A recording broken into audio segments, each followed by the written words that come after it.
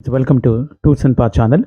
ఈ వీడియోలో మీకు గుజరాత్లోని సోమనాథ్ దగ్గరలో ఉన్న బాన్గంగా అనే ప్రదేశం గురించి తెలియజేస్తాను. ఈ పక్కన కనబడుతుంది అరేబియన్ మహాసముద్ర తీరం. స్వయంభూగా వెలిసినటువంటి 3 శివలింగములు పూజింపబడే ప్రదేశాన్ని బాన్గంగా అంటారు. ఇది సోమనాథ్ గుడికి సుమారు 1 కిలోమీటర్ల దూరంలో ఉంటాయి. 2 శివలింగములు సముద్ర పల్లాల్లో బాగా తక్కువగా ఉన్నప్పుడు దర్శించవచ్చు మరియు పూజించవచ్చు.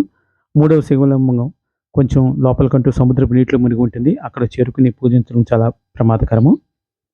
స్థల పురాణం ప్రకారము జర అనే కిరాతకుడు అడవులను వన్యప్రాణులను చంపి బ్రతుకు సాగిస్తూ ఉండేవాడు. కానీ అతడు పరమశివభక్తుడు. వేటకు వెళ్ళే ప్రతిసారి ఈ సముద్రపు ఒడ్డున శివలింగానికి పూజించి బయలుదేరేవాడట.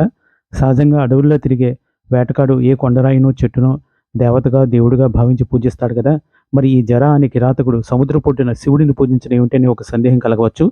అసలు ఈ కిరాతకుడు గత జన్మ వృత్తాంతం తెలుసుకుంటే మన సందేహాలన్నీ తీరిపోతాయి. రామాయణ కాలంలో శ్రీరాముడు మహాబలశాలి అయిన వాలిని చెట్టుచాటు నుండి బాణప్రయోగం చేసి వధించిన సంగతి మనందరికీ తెలిసిందే. ఆ వాలే ఈ జర అనే కిరాతకుడు. ద్వాపరయుగంలో శ్రీకృష్ణుడిగా అవతరించిన శ్రీరామచంద్రుడిని కర్మ సిద్ధాంతం ప్రకారం తిరిగి బాణప్రయోగం చేత చంపడానికి ఈ జన్మలో జరాగా జన్మించడం జరిగింది. రామాయణ కథనం ప్రకారం వాలి సంధ్యావందనం రోజుకు 3 సార్లు, అది మహాసముద్రాలన్నీ నీరు ఒకదానితో ఒకటి కలిసే ప్రదేశాలు చేసేవాడట. దీన్ని బట్టి వాలి యొక్క వేగము బలం మనకు అర్థమవుతుంది. అటువంటి వాలి జరాగా జన్మించి సముద్రపొట్టును పూజ చేసేవాడంటే ఆశ్చర్యం ఏముంది. రెండవది, యాదవులందరూ మద్యపాన భక్తులై సముద్రపొట్టున పెరిగిన రెల్లుగడ్డిని కత్తుల వలె ఉపయోగించి ఒకరినొకరు చంపుకోవడం జరిగింది. కృష్ణుడు కూడా యాదవుడే. కృష్ణుడి ప్రాణం త్యాగం చేసింది ఒక బాణం వలన. బాణ్ గంగ అంటే బాణ్ అంటే బాణము, గంగ అంటే జలము. ఆ బాణము ఈ సముద్ర జలముల వలన ఏర్పడిందా లేక జలములతో శుద్ధి చేయబడి పూజింపబడిందా అనేది మనకు ఎటువంటి ఇన్ఫర్మేషన్ లేదు. ఏది ఏమైనా యుగాల ముందు జరిగిన విషయాలను తమ మనోనేత్రాలతో తిలకించి మన తరాల వారికి అందించిన ఋషులు పూర్వీకులు అభినందనీయులు. పూర్తి సమాచారం ఒక తరం నుండి ఇంకొక తరానికి అందిస్తున్నప్పుడు కొన్ని చేరికలు తీసివేతలు జరగడం సహజం. రామాయణ మహాభారతాలను కర్మ సిద్ధాంతాలను నమ్మేవారు ఈ పురాణ యథార్థ గాథల నుండి ఎంతో నేర్చుకోవచ్చు. ఇటువంటివి ఏవి నమ్మని వారు చక్కగా ఈ నీలి సముద్ర తీరం, సముద్ర పళ్ళు, బీచ్ను చూసి ఎంజాయ్ చేయొచ్చు.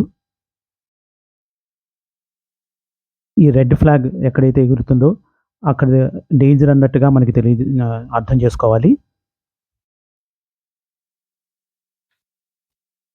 ఈ బాణగంగ ప్రదేశాన్ని దాటి ముందుకు వస్తే వెర్వెల్ బీచ్కి వెళ్ళే దారి మనకి కనబడుతుంది.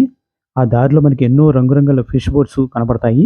ఇవి మామూలుగా వాహనాలు తిరిగే రోడ్డుకి మరీ దగ్గరగా కనిపిస్తాయి. అందులో కొన్ని మరమ్మతుల నిమిత్తం స్థిరంగా ఒక ప్రదేశంలో నిలబడి ఉన్నట్లు గమనించవచ్చు.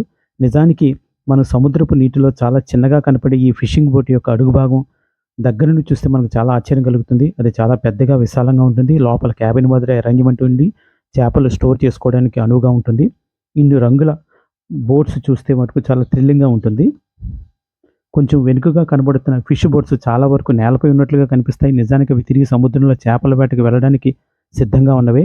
ఆశ్చర్యకరమైన విషయం ఏమిటంటే ఎంత సముద్రపు నీరు పోటెత్తి వస్తే పడవలను నీటిపై తేలుతాయా, పైగా అంత పెద్ద బరువైన పడవలు తేలేటంత సముద్రపు నీరు వస్తుందా అనిపిస్తుంది.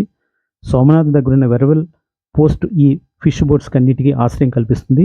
మరియు దగ్గరలో ఉన్న వనక్కబార విలేజ్కు ప్రతిరోజు సముద్రంలో చేపలు పట్టిన బోట్స్ అన్నీ చేరుకుంటూ ఉంటాయి.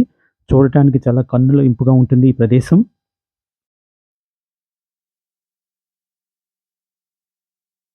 ఈ వీడియో మీకు నచ్చినట్లయితే కనుక షేర్ చేయండి, సబ్స్క్రైబ్ చేయండి. Thank you.